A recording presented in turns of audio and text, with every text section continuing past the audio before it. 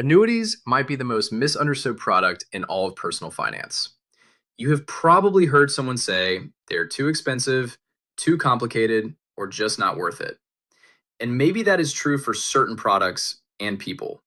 But applying that to every annuity ever created is like saying all cars are bad because some have high maintenance costs. Today, we are going to cut through the noise. One thing before we jump in. I'm Blake Wiswell, and what you're seeing is an AI avatar of me. Beyond the Ticker runs on real expertise delivered in a modern way. Now let's get into it. An annuity is a contract between you and an insurance company. You contribute money, and in exchange, the insurance company provides certain guarantees defined by the terms of that contract.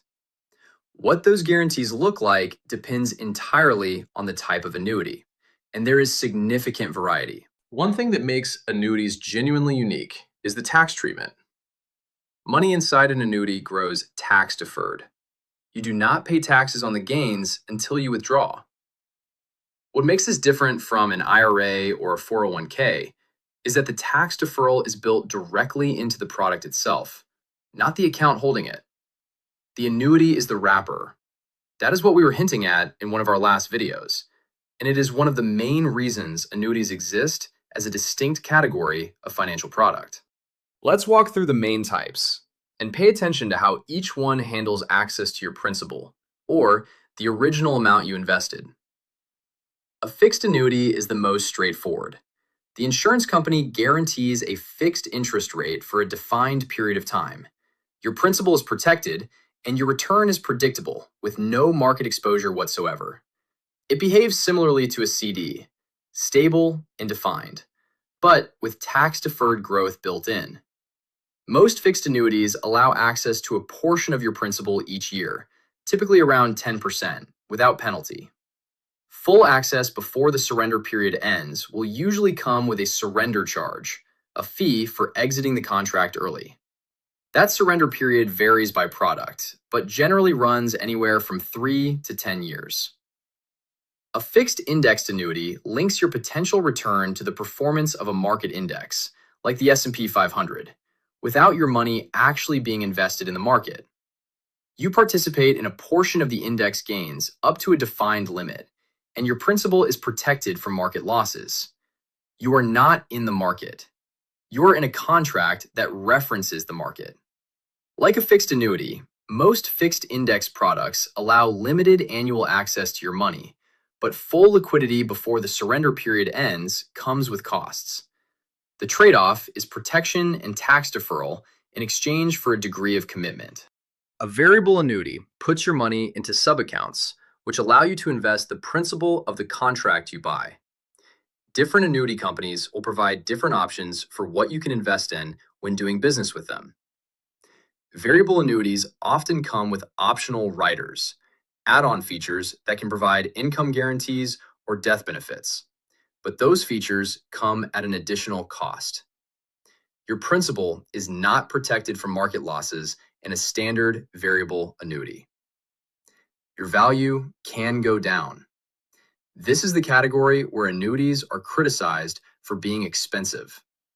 It is also where understanding exactly what you are paying for and what you are getting in return becomes most important. Now let's talk about RILAs, Registered Index-Linked Annuities. This is a newer category that has grown significantly in recent years and deserves its own moment in this conversation.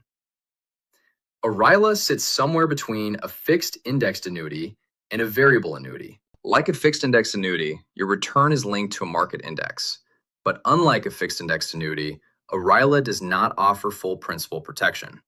Instead, it normally offers a buffer, a defined level of downside protection. A buffer means the product absorbs a known percentage of loss before you are affected. In exchange for taking on some downside risk, RILAs typically offer higher participation in market gains than a fully protected fixed index product would. These participation rates can even be more than what the market makes over a certain time frame. RILAs are registered securities, which means they are subject to a different regulatory framework than traditional fixed annuities. They're designed for investors who want meaningful market participation with some defined protection, sitting deliberately in the space between full exposure and full protection. So let's bring it together on the principal access question specifically, because this is important to note. Fixed and fixed indexed annuities protect your principal from market loss, but limit how freely you can access it during the surrender period. Variable annuities offer more flexibility in terms of access, but expose your principal to market risk. RILAs sit in between.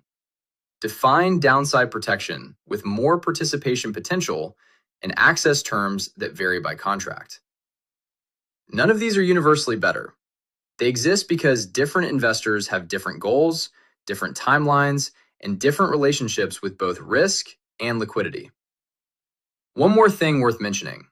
Annuities tend to generate strong opinions in the financial world, and those opinions are not always purely objective. When money moves into an annuity, it typically moves to an insurance company, away from wherever it was previously held. That shift can affect the fees earned by whoever was managing it before. That is not a reason to avoid annuities or to seek them out. It is simply a reason to make sure the perspective you are getting on them is not being shaped by where your money sits. The only question that actually matters is whether a specific product serves a specific goal for a specific person. That answer is almost never the same twice. Knowledge is the one investment that never loses value. And that is exactly what Beyond the Ticker is built on. If you got something out of this, like the video, subscribe, and pass it along to someone who would appreciate it.